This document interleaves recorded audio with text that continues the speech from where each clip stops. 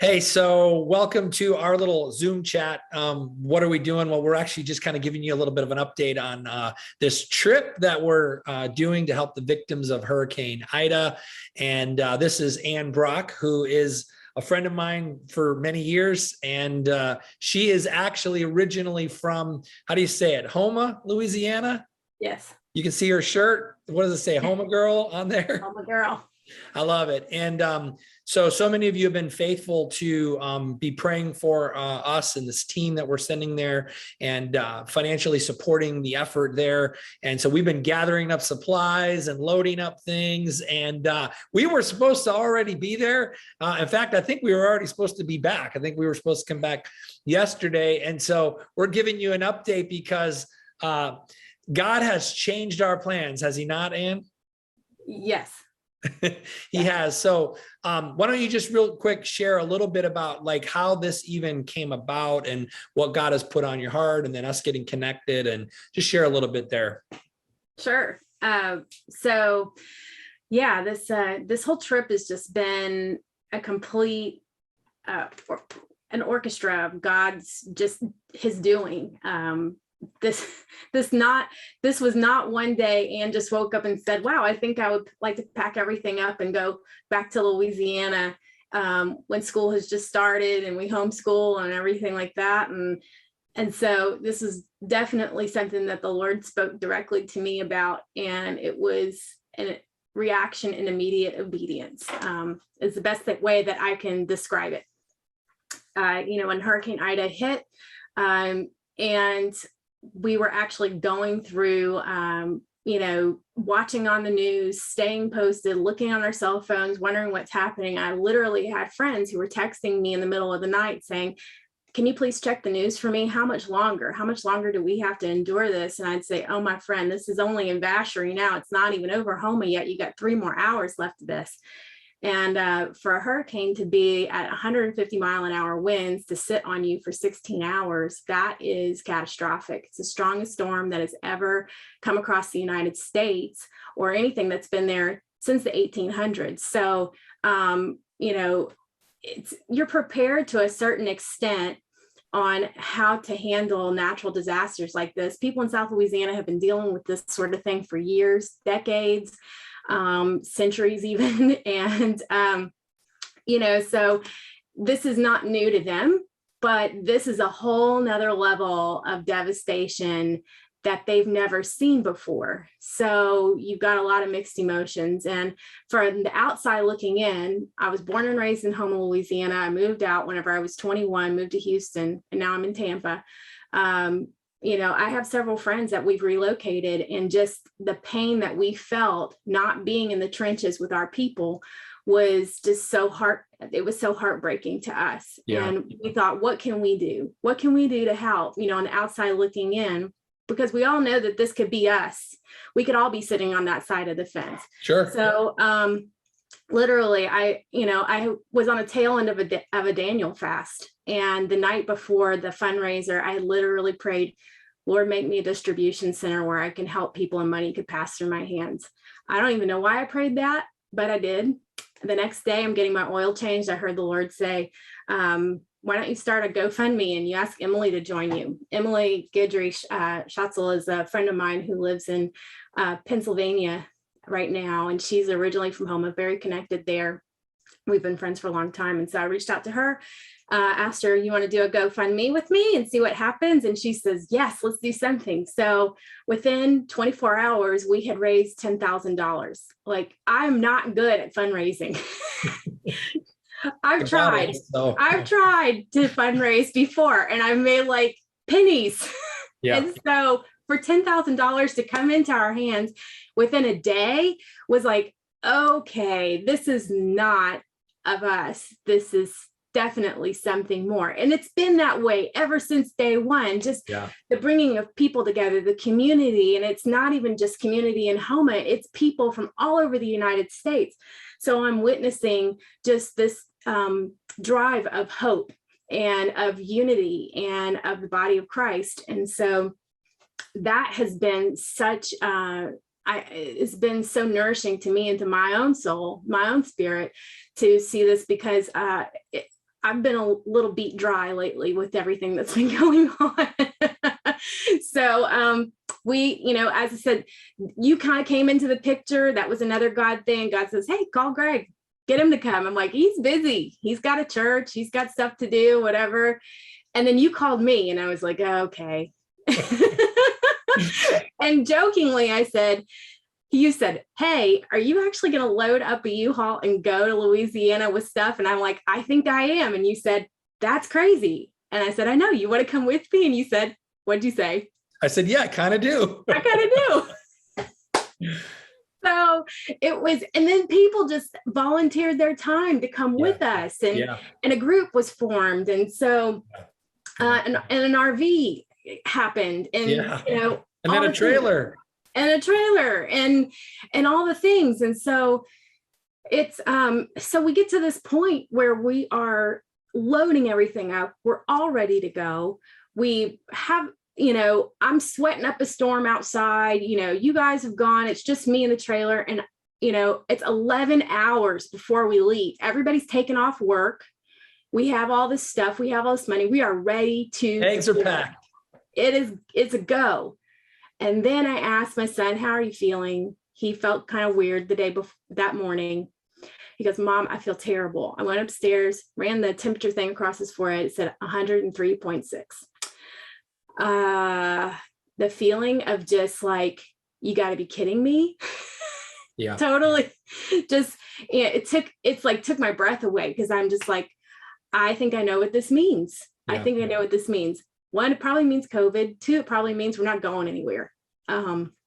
So it was really a punch in the gut that took my breath away. And we did find out that he tested positive for COVID. My husband went and got some home test kits on his way home from a fishing tournament for work, and which he won first place. It's good for him.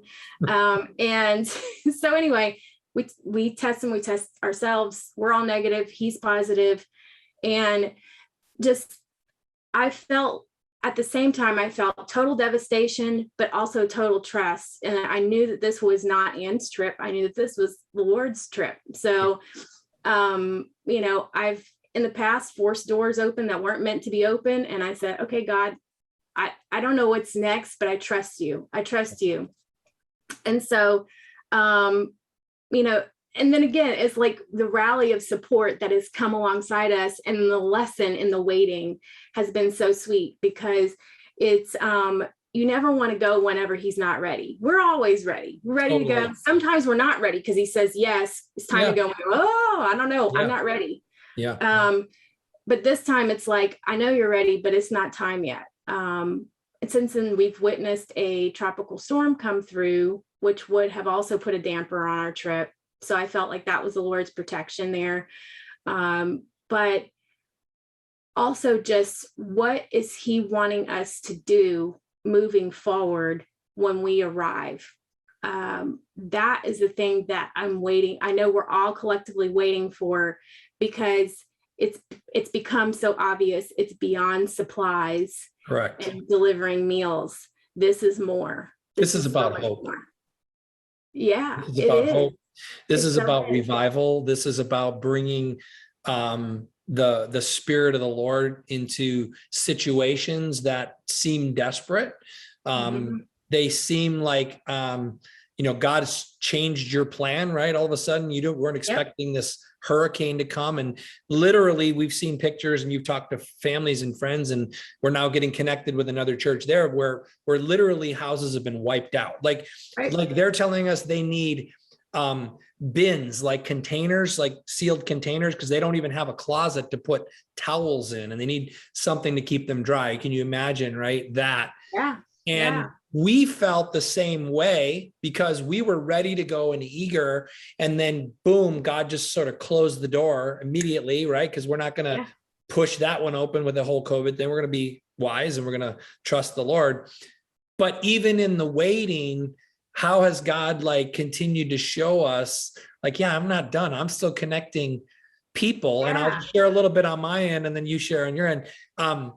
So I met these guys at Mission Barbecue that have a heart for missions that are not connected to my church, not connected to her in any way.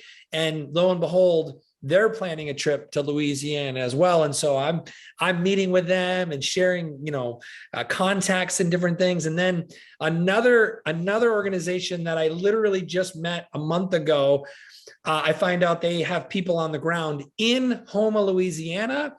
And this guy calls me yesterday. He's from San Antonio. He's been in Houma for 16 days and he goes, hey, I'm going to connect you with this great pastor there in Houma. And so I call Ann and I go, Ann, I got this church in Houma that I want to tell you about. You pick it up from there. Yeah, he said, and this is what I love, the wild ride of that this has become, because it's like behind every door is a surprise. Oh, yeah. So when you asked me, have you ever heard of Living Word Church? I literally almost fell off of my bed laughing, because that is the school that I went to from 5th grade until I graduated high school. I have also had a high school reunion for us about 12 years ago there. And so I have a lot of very special people that I hold very dear to my heart that are still there, that attend the church, that have attended the school, that even work in the school, people that didn't even know the school before that I was connected to before, all connected to this place. It holds a very special place in my heart. So I was like, okay, Lord, I see what you're doing here. Yeah. And this is different.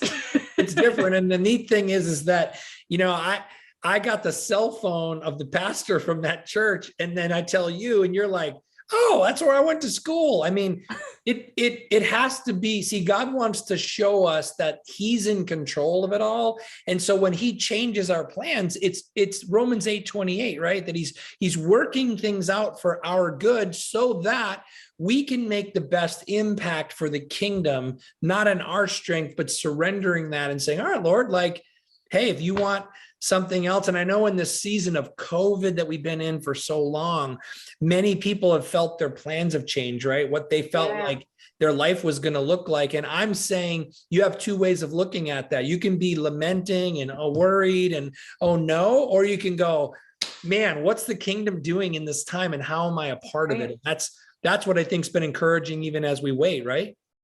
Absolutely. Well, I mean, you think about the times that we're living in right now. This is not 2 years ago, where if my son had, even a slight fever or even a bigger fever, I could have just said, oh, he's staying with dad. He'll be okay. Let's just keep going. Right. This is, if you so much as have like a sniffle out of place, people are like, whoa, okay, you need to go get tested. I need to know that you're okay, because we're all going to be hunkered down in an RV together for 5 days. That's kind of close quarters, right? Yeah. And so you have something that has brought on death to people, so the concern is so much stronger than 2 years ago, when if he would have gotten like a flu or, whatever, we may not have treated it with such severity as we have with this COVID. So this puts the complete kibosh on the plans. Yeah. Like we cannot go, and the Lord knew that. Yeah. And that was the only thing. It's like, whoa, hold on there. Hold your horses. You can't go yet. Yeah. But he's now connecting, right? More resources. Since then, he's brought in more resources for us to be able to help people. And then he's brought in more people and even contacts on the ground that are now helping us. And we've got a new list of things now that we're going to go out and start to purchase that we can bring with us, that are going to be supplies we wouldn't have known about, because we wouldn't know what was going to happen with the tropical storm that's gone in and now flooded out areas again. And so we're able to go in and be a blessing. And then I think also God is showing us, like, we're going in there to also bring revival of the heart and to really be the hands and feet of Christ. And so we're just kind of wanted to come on and just share a little bit, like, as we're in the middle of this, what God's doing. And I hope it really kind of like speaks to you in your own life. Like, sometimes God's going to change your plan, but if you're willing to go with him on that, it's going to be good. And so we're like coming to the end of this COVID thing with Ann's family, and she's doing all the right things and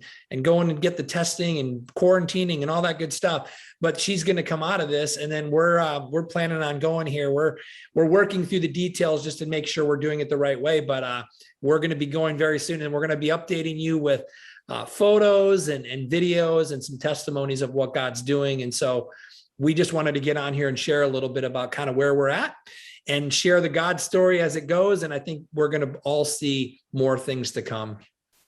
Yes, absolutely. I have one more final thing to add to all of this is that, whenever you're in a place of desperation, when you're hurting, when you're sick, allow your community to serve you well. Yeah. What the Lord has really impressed upon me is that, people are awesome. And I think the world is trying to tell us they're not. When I have I'm sorry? Trying to divide us. Oh, yeah. But listen to this. My friends who have suffered severe devastation in Louisiana, those are the ones that are trying to serve us right now, trying to host us at their house, trying to, make sure that our RV is fueled, feeding us, wanting to give us their money. Yeah. I had a friend whose parents' house basically collapsed during the storm while they were in it. There was the one room they were in was fine, but the walls came in, and she's offering to give, us money and to come and help and serve and bring her girls. And I'm just like, that touches me in such a deep place because, here they are in not a good situation, no power, no water, all of this, but they're like, Ann, how can we help you help others? Yeah. And I'm that just blows my mind completely. Not to mention, we've been in quarantine and I have people giving us dinners every single night. And, so I think, you have to allow people to do these things for you because, and I've said this, we've both said this for years, is never rob somebody of a blessing. Right.